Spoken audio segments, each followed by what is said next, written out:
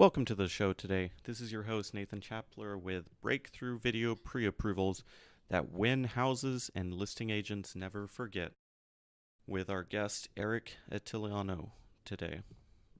This show is all about a very specific video that Eric sends out to the listing agents with every pre-approval, and we'll get to it here in a second, but I wanted to just give a little bit of a background to this. Eric had posted the video inside a loan officer group, and it had really impressed me just with the amount of work that he put into it, obviously. And so I reached out to him and we talked on the phone for about 15 or 20 minutes. And, I realized what value that he could provide to us. And so I asked him to come on today and just walk through, why he started making the videos. So I'm going to put the video here so we can know the context for this. So we're going to roll that video here in just a second, and then we'll get into the interview with Eric immediately after that video. And just as a word of warning on the video, make sure after you watch the video to listen to, the majority of the interview that we're doing with Eric today. My first reaction when I saw the video was, what? Is this even allowed, with all this information and different things? And we'll touch on that later in the video with Eric, and we'll kind of go through and answer that specific question. So don't just watch the video and then tune out. There's a lot of nuggets and things to listen for in the following interview. So without any further ado, here's the video that we'll be analyzing today in our interview. Well, good afternoon, Mike. It's Eric, the loan officer you met yesterday at Unit 407 in regards to our buying clients, the Cotto family. Now, as you can see there, they're a devastatingly handsome couple. But you know what's even better looking than those two? Their actual file. Let's go ahead and make sure we've reviewed all the items needed for us to ensure a smooth closing, because I've done just that. I've pre-underwritten the file. I've confirmed everything we needed to confirm to make sure that they can make this offer at the highest level of integrity possible. So without further ado, let's go ahead and check it out. I'm going to pull back here. This is my trusty little website where my clients go and apply, but we don't need to be here too long. So let's go ahead and open this up. Now, as you can see here, we have the actual 1003. This is in Encompass, which is a direct line to actual Fannie Mae Freddie Mac, who's going to underwrite this loan in the system. Now, we have a median credit rating of 747. And if you know anything about credit ratings and lending, anything over 740 is walking on water credit. So they've done exceptional for themselves, especially at their young age. That's rare. We're going to make an offer at 370 for a condo, and I've indicated that item here. And with no money down required, because he's fully approved for VA eligibility, we're going to give him an interest rate at 3.75%. And it's going to meet their required monthly payment schedule, because with all the items involved, their back end ratio is only at 43.9%. And that's really good. Okay. We will include their HOA here. I believe that's like 403, right? So let's enter that. What do we got? 49, still good. VA allows a little bit of a flexibility, so we're okay there, okay? But we have actual income calculated here. And look at their debt. It is a combined debt that's not a lot, really only 4 lines open. So we've done all the calculations needed, and we're going to be doing really well with this approval. So again, our handsome family here, are really looking forward to closing escrow with this purchase, and we really appreciate your consideration and allowing us to come in and purchase this property. If you have any questions at all and you want to come approach me on them, let me know. I'll be more than happy to make sure you get the information you need and we move forward at closing. I look forward to talking to you guys soon. Have a great day.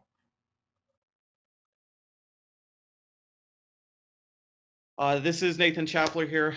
I'm interviewing Eric here today, and so I was super excited to talk to him. And it's kind of an interesting story. Eric, why don't you just tell us a little bit about your market and where you live and all that good stuff? I live in San Diego. Actually, I live in downtown San Diego. I grew up here. I moved here from Los Angeles when I was like 9 or 10, and I've been in banking ever since I was 18. So wow. I've been doing loans ever since I was 20. And I'm 42 this year. Oh, wow. That's awesome. So yeah. That's awesome. You definitely have like a lot of experience there in kind of working with all the different clients and stuff. I guess specifically in your market you're in, I'm guessing it's pretty competitive, right? There's a Yeah, it's easy to say it is. It's San Diego, so we're in a very desirable location, Southern Mhm. California, 2 hours from Los Angeles. We got a lot of beaches here. Our downtown area is very, how do you say? It's built for those who want to live in like a community instead of just like your structured downtown metropolis that you would see like Chicago or San Francisco or even New York. It's not designed that like that at all. It's very comfortable. There's a lot Mhm. of items here, the Petco Park in downtown. So this location is pretty desirable to say the least. And it's great to live here. My wife and I have owned our condo here for the last 7 years. We've been together for 7 years. We've been married 5. No kids yet, but we absolutely love it. And I guess kind of to go along with how desirable you said that was, would you say what's the number average of offers do you think that a property that's, let's say, priced right, kind of at what it should be, Mhm. what do you think that how many offers do you think they would get, let's say within like a week or two or Well, however with long? downtown and its surrounding areas of North Park, South Park, and it's just some of the more booming locations that are pretty close to downtown, yeah, I've had I've had my clients' properties stay on the market for as short as a day, couple hours to a couple weeks.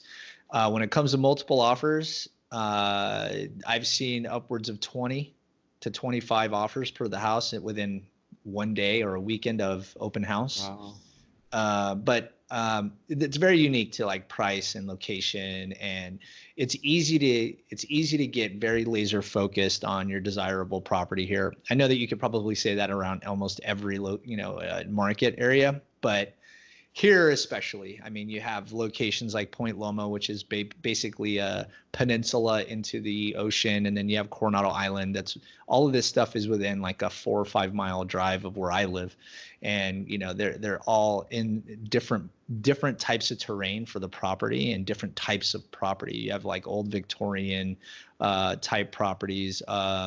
You have like a lot of early 1900 styled homes to a lot of your modern homes too. So there's plenty to choose from, and it's real exciting, especially now with rates where they're at, and getting a lot of transplants in here. It's San Diego is known for not meeting someone who was born and raised here. You'll always meet someone who moved here from another location. I guess, well, I grew up in Phoenix, and I guess that's probably a little bit similar to San Diego, right? Because you Yeah. everyone kind of moves there, nobody is born there. So, but Yeah, a lot of uh, you guys come down here to hang out, that's for sure. right, exactly. So awesome. So yeah, today we're talking about specifically your video pre-approvals that are fantastic, and what kind of got you first started doing those, or kind of what was the first thing? Oh, that's a great question. Well, what got me into doing the videos and the cross qualification for my clients was to initially protect my clients' best interests, right? In today's market, it's definitely beneficial to get a cross qual. It's just how are these cross quals performed, right? If you're the loan officer that demands paperwork from another loan officer, that's not how I do it. That's illegal. I'm a stranger. I don't deserve to see that, especially if the client's not approaching me to be cross qualified, which is legally how it's supposed to go. A lot of loan officers were saying, give me the 1003, give me the credit report, give me their bank statements, pay stubs, W-2s, and tax returns, or else we will look at your offer as not a strong offer.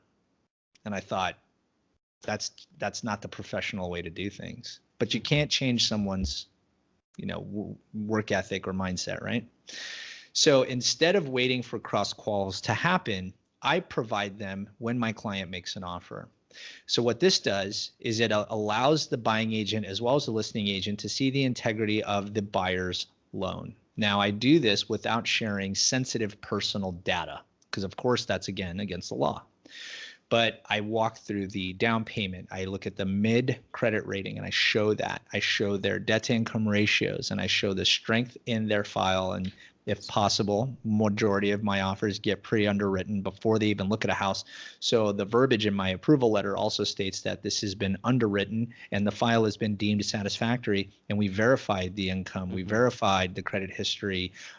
We've looked at the tax returns, and the funds to close have all been verified, signed by myself, and on company letterhead. It's a viable offer and a confirmed approval, right, for this client to borrow money. Could I ask a question real quick? For cross qualifications in your market, do you do those? Are all your listing agents pretty much asking for that, or kind of is almost everybody? To say all would no, all agents don't do all of everything, right? But you'll depending on the type of property and the actual location. So if it's a little more of a high-end location, or if it's in a more desirable area, sure, they're going to want to vet the offers that come in. Does it happen all the time? No. I'm going to say probably 60 to 70% of the transactions I'm in, if there's multiple offers or whatever, they may need a cross qual. Do they appreciate these videos? Absolutely. Gotcha. Right. It's hard to argue an underwritten and video verified items. Now, am I showing W-2s? No. Am I showing pay stubs? No, because I don't have to. But I do show the first page of the DU, desktop underwriter approval, or the LP. Right. And then I'll support that with my letter signed by me stating that it has been underwritten by an underwriter. My underwriters also provide an actual credit approval letter, and that's signed by them. But that's usually in an amount that is a maximum borrowing amount for my client. Case in point, I have a borrower now who's approved for a purchase up to $700,000 when 5% down, and that letter was signed by the underwriter. But he's making an offer on a property at $550,000. I don't need to go back to the underwriter and have them rewrite that letter just for that amount. I can write it, and I can tell the listing agent he's been pre-approved up to this amount. I don't need to say it's been higher. I don't want to intoxicate the actual negotiating field and lure the listing agent in to make a higher bid because they know he's approved to 700 and he's making an offer at 500. You have to play your role specifically. If he's going to make an offer at less than that, then we are approved at that price that he's comfortable providing. And that is not hiding anything that's valuable to anybody other than the buyer, right? So we want everyone to know, look, even if you are approved at a higher amount, you know you don't have to spend that, and he has his own idea of what his budget needs to be, right? So instead of paying $3,500 a month, he only wants to pay $2,500 a month. Well, that's great. So let's make an offer based on that budget for you, right? And so that's what we do. We make sure that we're clear as day and very transparent. And when you have those offers that have been verified by underwriting, it no longer becomes an aggressive conversation with, defensive type loan officers wanting, all this information illegally. I'm able to comfortably describe the strength of the borrower in a video and still protect the identity of my client while I'm sharing the integrity level of the offer. Who wouldn't want to do that, right? And you can contest the offer. To put it in a video, I have to be honest. If I'm going to blatantly lie in a video, that's pretty brave, but that's just not how to do business. That's the worst type of cleanup you can possibly put yourself in. So everything on a video has to be 100% honest and accurate. And that's why video has its strength in this industry. And it really does demand the best of that professional to maintain that integrity level. If you lack the ability to tell the truth, then you're not going to do video. But if what you have is strong enough and being honest about it is going to help you, then why not put it in a video? Gotcha. Do you ever say a little bit of that in some of the videos where you're talking and saying, hey, basically, hey, this is a extremely honest, full of integrity type of video? I think you've said integrity a couple times. Or Sure. And that's a powerful word because it really does actually represent what it is I'm handing them. And I do tell them that. I tell them that this is a pre-approval review video. It's a cross-qual to share the integrity level of the file. And a lot of times it's taken exactly that way. If the offer's too low, then maybe the listing agent wants some other information, or they want to counter it, or but that's up to them. That's nothing I can control. I'm controlling the borrower's strength to buy the home at that price that they're offering, with as much accuracy and information possible, and making sure that the information satisfies their needs for the cross qual. Usually, and if you show the video that I've shared with you, there's very little you could actually ask after watching that video, because if what I'm saying is true, you could use it against me if it's not, right? Yeah. Just from knowing a lot of different loan officers, I know a lot of them are going to say, hey, wow, that is like super invasive. Like that's kind of like, I'm showing my LOS, I'm showing the screen here. Like what's that about? Is that even good to do, or what are your thoughts on that? So, well, number one, you got to know exactly what's on your screen, and you have to understand that none of the information that you just saw on there is going to allow anyone to copy his identity or learn certain things about his personal information. There's nothing there. You could play every frame of that as slow as possible and try to find it, and you're not going to find anything. I know my LOS really well. That was an Encompass program that was on that, by the way. Number two, I show examples of these pre-approval videos to my clients at application. Once I start learning about them and we do the application in person, or even before that, I let them know the value of working with me is that I get to produce videos on their behalf that will help encourage or strengthen the offers that they make on properties and increase the possibility of those offers getting accepted. And they like that because they understand that it's a tough market. And if you're going in with just a paper pre-approval, then you're not going to get much farther than that. But if you have that paper pre-approval and you have a video and a loan officer who's there inviting the sales agent or the listing agent for a conversation, that's a lot more content and value than just a pre-approval letter, right? At what point in the conversation do you kind of introduce the concept that you're going to make a video for them? Like, let's say they come to you to get pre-approved, right? How would that look like? Or so they would come to my office and we'd sit down and meet each other, and I would ask them, what do they know about real estate? What got them interested in buying a home, and how much do they know already? And so they'll share what they know. Usually it's, oh, we're tired of renting and our parents are just encouraging us to buy, blah, blah, blah, whatever the story is. And then I go, okay, great. Usually these are referrals from realtors. So then I'll ask, what about the market has the realtor shared with you? Have they shared that it's a very aggressive market, that it's a hot market, that you need to be pre-approved to make a strong offer because listing agents are not accepting anything without a pre-approval letter? And they say, yeah, you know what? That's why we're here.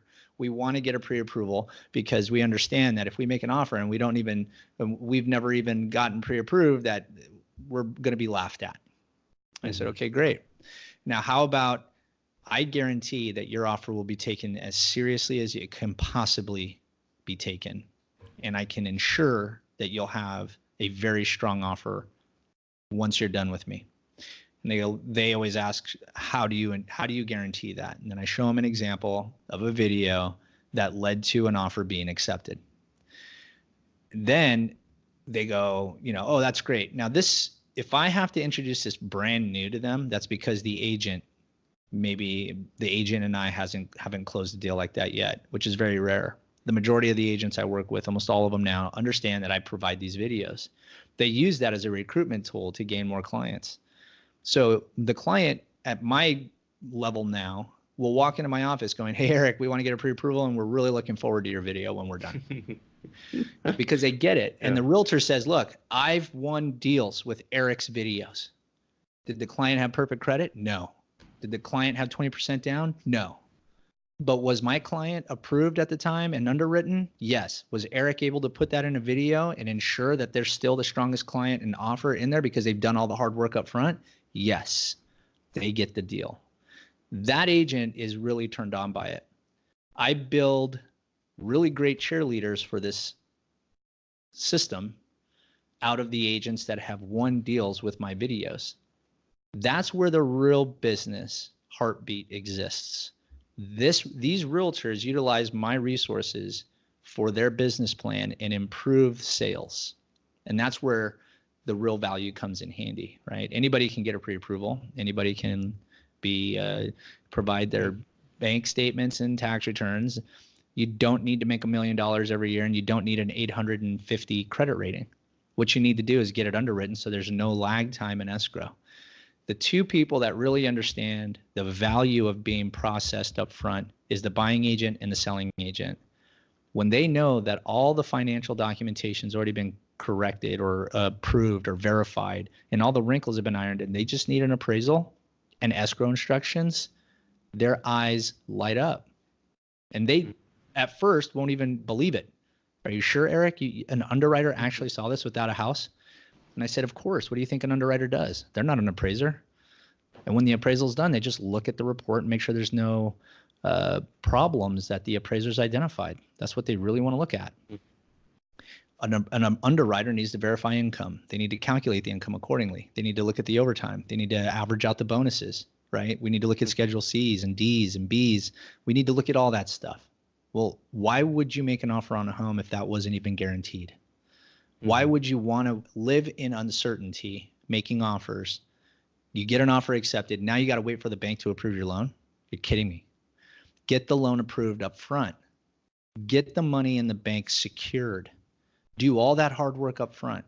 Now go out and attach that monthly payment to the home of your dreams. You've just done all this hard work. I've approved the clients for, $2,800 a month, and that's including your HOA. Now go find a house in that price range, which is, whatever the loan amount is or the purchase price is. Let's just say $450 for an example. Well, now they're just going to look at a catalog of homes at $450 or less. And I let them know, look, if you buy anything less, your monthly payment's lower. They don't have to call me every 10 minutes saying, hey, Eric, can you do one at $441? Can you do one at $432? And can you do one at $404? I don't need to. All you know is right now, those monthly payments will be a lot lower. Enjoy the shopping, knowing that you'll just pay less if you spend less. And they do. But they want those videos, and I make those videos custom to that offer. I don't need to know what the price is until they're ready to make the offer. And do they call me on a Saturday? Absolutely. Hey, Eric, we want to make an offer. I said, great. All I need to know is the price, the HOA, and the name of the listing agent so that I can call them immediately after I've sent that video. Sometimes, because I always put it in YouTube, so it becomes a link, and I'll just do a group text with the buying agent and the listing agent and myself. Hi there, everybody. I know we've made an offer and I've sent the email, but here's the video. Hopefully this helps. And it does. And you know how many listing agents I've won out of those negotiations? Plenty, because they appreciate that level of communication. Everybody wants accuracy. And what's the hardest thing to get from a loan officer at that earliest stage of the offer? Accuracy. There's only so much we can share, right? Now, one of the key things I picked out what you just said was you were talking about how your agents talk to the buyers and they use as a marketing tool before they even talk to you, right? So have you coached some of the agents on how to, I guess, present yourself, or how to, like, some of the different things that they should say to kind of pre-frame the buyers before you talk to them? Or no, I just spend a lot of time with my agents. I try to have at least a meeting a week with the agents I work closest with. I actually call them at least twice a week on the phone. We meet at least once a week in person. I just really try to surround myself with them as often as possible. Is that kind of like for lunch, like in-person meetings, or just at your office or their office, or? Yeah, they'll either I'll invite them over to my office, or we'll go and meet for a coffee or a happy hour or a lunch, or I invite myself. I just show up and I'll ask them, are you going to be in the office tomorrow? Yeah. Okay, great. We'll talk tomorrow. I don't tell them I'm going to stop by. I like a little bit of the element of surprise, but I also like I like making sure that I stay top of mind in some way. I also market heavily on Facebook, Facebook and Instagram, and I add everybody. And everybody has those agents that, they give you a referral 2 or 3 a week, or you only get 2 or 3 a year. But everybody's got a different business plan. You just need to stay relevant. And the best way to stay relevant is to have an organic chemistry with your realtors that is very authentic and very real. I do believe in business partnerships and referral partners and being very professional and structured. But if you know an agent well enough, and the majority of them being entrepreneurial, they're people too, and this industry and this career takes up a lot of their personal time. Mm-hmm. So the more time you spend with them, the more organic your relationship becomes, and that their referral about you just flows naturally. There's no scripting needed. I've been very lucky with that. But I also, I mentioned this with my wife the other day. I very rarely hang out with anyone not in real estate. Either they're an agent or they're a broker or they do something that has to do with the transaction, right? And that's just after, a couple decades of being in banking and finance and working with realtors. That's kind of my crowd. The condo I live in, 4 realtors live in this complex, right? And one of my strongest realtors lives a floor above me, and he's a close friend of my family, and we see him on holidays, and he hangs out, and it's work and pleasure a lot of times, but I don't ever feel like I'm not on stage with him. We usually are wherever we go together. He's the agent, I'm the lender, and we always hang out.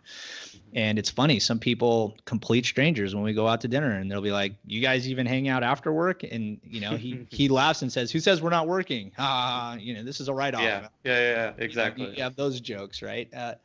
But it works, right? And those are the things that I really value the most. When I meet a new agent, I want to invite them over as often as possible. And you either come to my office, meet my team, or I'll stop by and drop off something fun or, something that's going to entertain them for a little bit. But I also get to meet their friends in the office without being super intrusive, right? And I'm just the lender.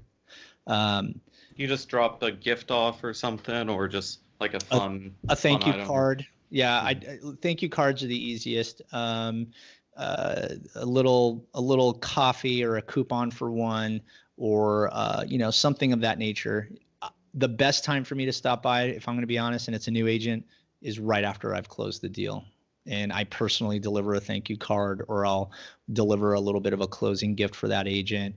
If it's the buy-in agent, of course, they'll get a little card or a gift from me. If it's the listing agent, I really appreciate their team and the work they've done. And I point out one of the strengths that I identified during the transaction, because you and I know no transactions are perfect, no matter how much work we do. But if I can honor and edify anybody during that, and see if there's anything else in there that I can help them with, I do that. And it doesn't work for everybody. No one's got 100% turnover ratio, but I'm very, very pleased with the amount of relationships I've been able to build, and to find out that there's more agents that like that transparency and that clarity and that integrity. Would you have any other tips for loan officers that are really looking to kind of be following your footsteps as far as relationship building goes? You just gave a lot of gold nuggets and kind of everything condensed down. Basically, just spending time, saying, "Hey, thank you," being transparent, integrity, being fantastic. Anything else? Or?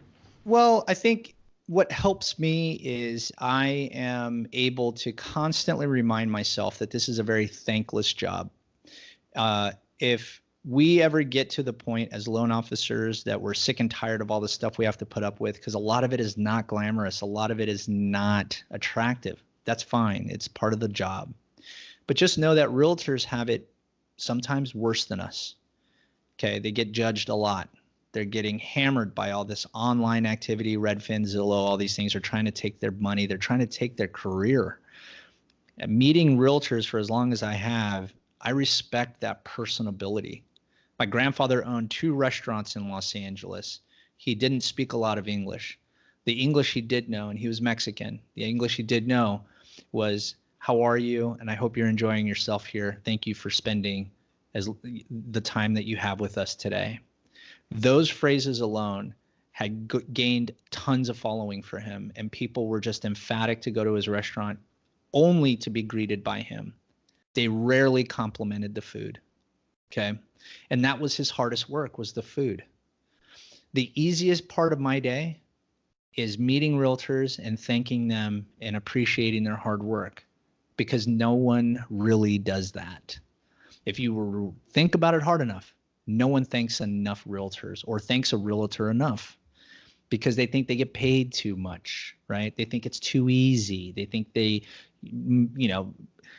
might be lazy, or you could imagine a million other items that someone would think negatively of them for.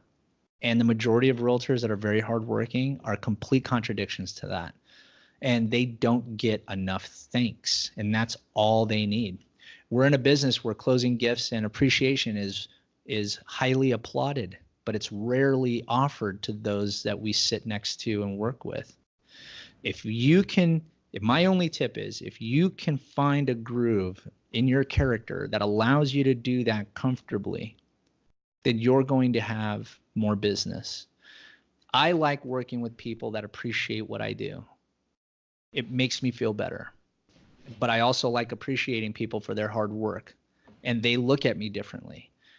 Growing up in that restaurant with my grandfather taught me that immediately. And I make it a point now. My wife laughs at me all the time. I meet my waiter and my server, and I ask them for their first name if they're not wearing the name tag.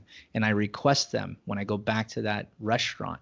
Might seem like hard work, but when it's second nature, it's absolutely easy. People need to be closer to their realtor and closer to their loan officer. And this is going to be on my Instagram TV as a tip to be a better client. No one teaches anyone how to be a client, but I am no different than your favorite waiter or bartender.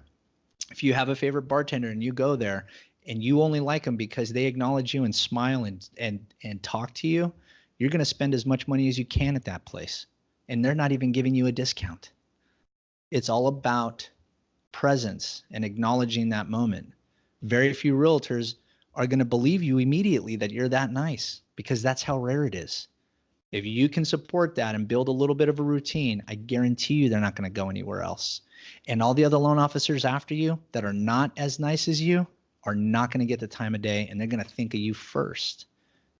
Remember the last person that treated you well and how you felt, and how often do you wish you could go back to that person? I work with great realtors, outrageously generous people, and they open up when you're nicer to them. And that's the only real tidbit I can give when it comes to sourcing business, because birds of a feather will flock together. And if they're attracted by your kindness, you don't even have to be the most generous guy in the room financially. You don't have to pay for everyone's drinks. You don't have to do any of that. It would be nice. But if you're very authentic and you just tell someone, you handled that great. I like the way you did this. Hey, thank you so much for following up on that. I really appreciate it. You've been making this transaction the easiest due to all your hard work on your side. If you don't repeat that to some degree on every transaction at least once, you're not doing yourself a good job. And that's the problem with a lot of this industry. Everything is text, everything is emailed. My videos, I really try hard to interpret what we say to clients as clear as possible. The only way to do that is in video. If you cannot put my facial expressions, my tone of voice and body language, combination with the words that I'm trying to share with you on your pre-approval or your review, you're not going to understand anything I'm telling you. If a mechanic, if you're not a mechanic and you have to take your car to get an oil change, and all you see is a large receipt of all the work they've had to do, and it comes to a large number, do you want to pay that? But if they made a video and said, hey, we're really happy that you chose us to do your oil change. We found a couple things that we highly suggest you get repaired so you don't hurt yourself. Let me walk you through your engine. You still don't know what they're saying, but you feel better because they took the time to do it. If anyone else is sending you videos to earn your business, give it to them, because they're honest, accurate, and if they had made a mistake, they're probably going to accept it and say, yeah, that was my mistake. You can't reverse a video. You can only play it. And that's it. Yeah, because you can't take back. Yeah. Once it's in the internet, it's in there forever. Right.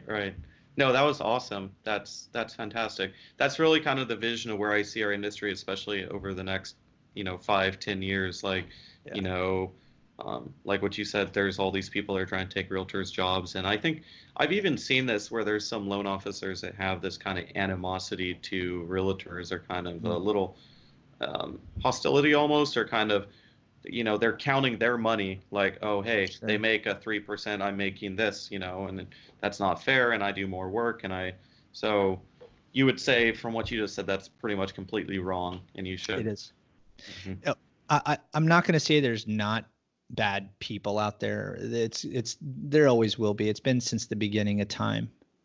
But I really have a strong belief that those people with terrible attitudes are callous because they're not receiving a lot of the accolades that they probably deserve. You know, you don't just wake up angry one day for no reason at all.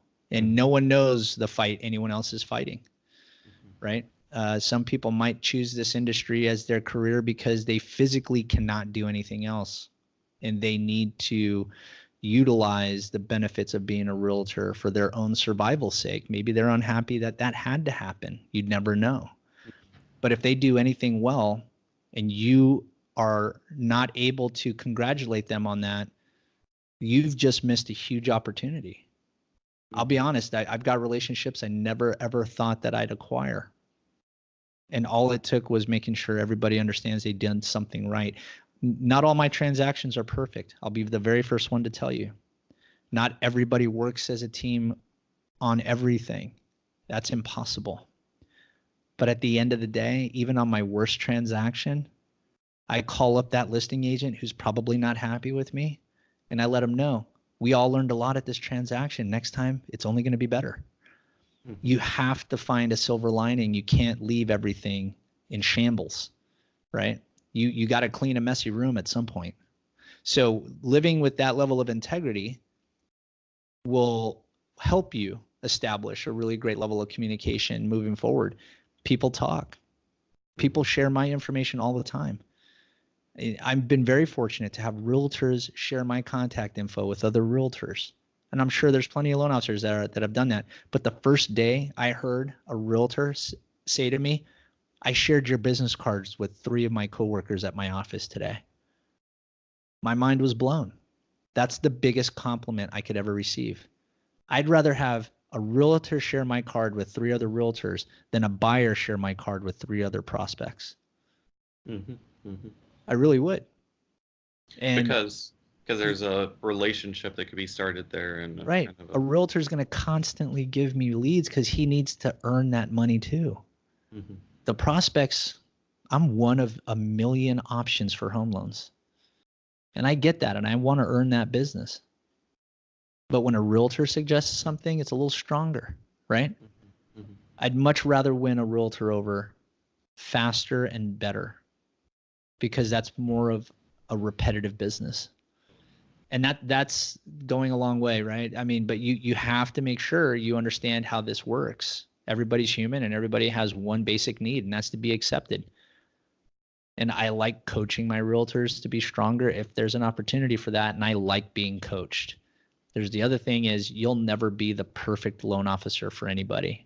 You have to ask what that means, right?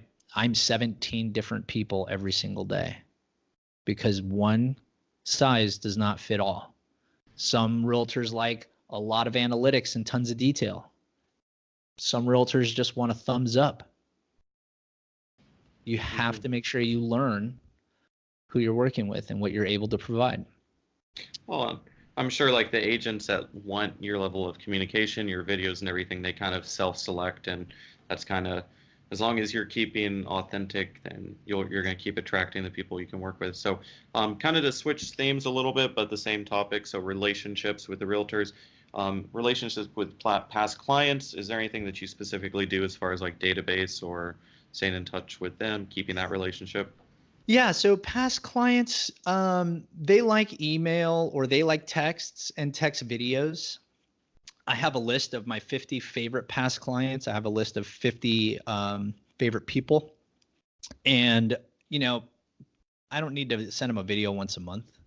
These are seasonal. These are quarterly. Or unless there's like a really important, you know, phase of the market where rates drop drastically like we've seen recently, right? So my most recent clients for the last 24 months are getting a video message from me in very creative and independent to each client's needs, saying, hey, rates have just dropped. Now, I know we closed your deal about 8 months ago. and I can save you a couple $100 a month. If you're interested, let me know. But I hope you're doing well. The family looks great. I've been following you on Facebook. Congratulations. Let me know if you have any questions. I stay personable. I'm not just a banker, right? I build friends out of my clients. The majority of them I add to my Facebook immediately.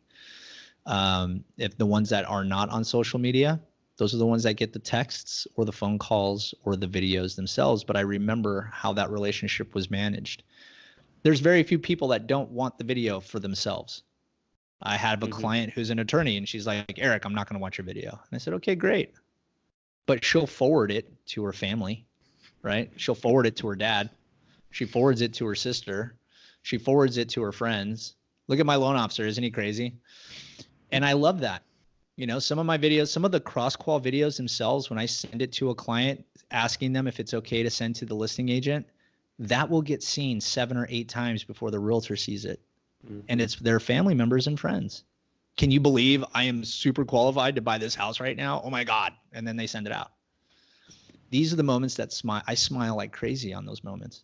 Yeah. Or I'll ask them, hey, I'm ready to do your video. Do you want to send me any photos, or am I okay going into your Facebook and pulling out the profile picture I like most? And they're like, oh my God, don't take any of my pictures. I'm going to send you my own picture. Yeah.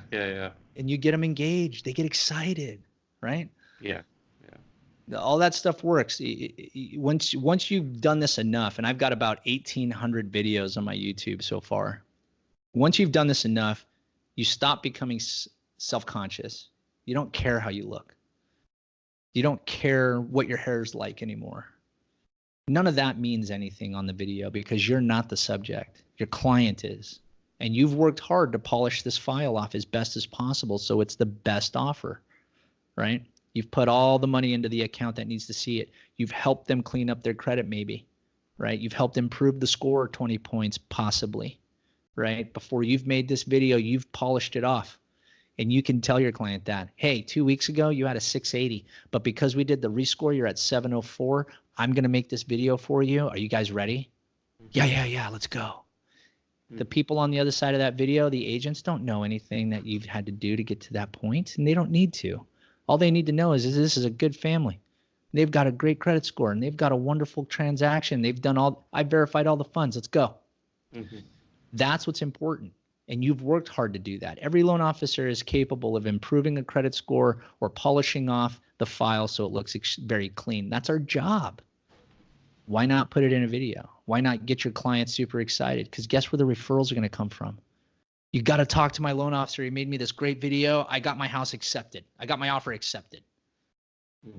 That's where Are there any markets? So let's say that you were in the middle of Missouri and average loan size was like 170,000 or something, right? And maybe houses days on market were like twice as high as San Diego. Would you still do the same videos there? Or absolutely. Okay. Even if the loan was 60,000, I would probably be doing way more videos, and I would be seeing a lot more realtors, right? I'm fortunate where I'm at right now, where my average purchase price is almost $600,000, right? In downtown, of course, it's higher than that. But San Diego County as a whole, we're looking at almost $600,000 per home, and that's a good number. I'm very fortunate for that. If I was anywhere else where it was less, I would probably have a lot more realtors on a daily or weekly basis that I was in touch with. I'm averaging 1.5 to 2 million fundings a month. That's anywhere from 4 to 6 deals a month, and I try my hardest to stay as consistent as possible by utilizing the tips and the tools that I've learned through my coaching from my manager and all the other items that my company gives me. And it's hard, man. You're talking to a lot of people every week, but it's sales, and I love sales. Yeah. That's great. Do you how do you reach out to like new agents or anything too? Do you ever just send them a video or kind of? I tried that. It's hit or miss. It's usually a phone call, a thank you card, and a phone call after the thank you card. Gotcha. But if it's a listing agent on a transaction we've just completed, I ask them for their opinion on the video. Hey, I know we just closed this, but you did accept our offer and you did see the video. Can I ask, Is your current loan officer doing that, or what's working for you? Mm-hmm. If you were to change anything on that, what would it be so I can be stronger as a loan officer? The best way for me to get in front of a new agent is to ask how I can be a better loan officer. And that allows the agent to talk about themselves and what they appreciate most or what they don't. Mm-hmm. And you know what? I'm going to learn something. Even if I haven't worked with that agent, I'm going to ask them, what's their ideal loan officer do for them? And do they have one right now? You just want to fill a need, but if you don't know what the need is, how are you going to fill it? Right? Mm-hmm. You have to be used to failing forward. I visit 8 realtors every weekend. I do 4 open houses on Saturday, 4 on Sunday, if I'm not sitting at my own open house. And what I do is I meet them at their open house and I say, hi, my name is Eric and I'm a loan officer. I have an office locally.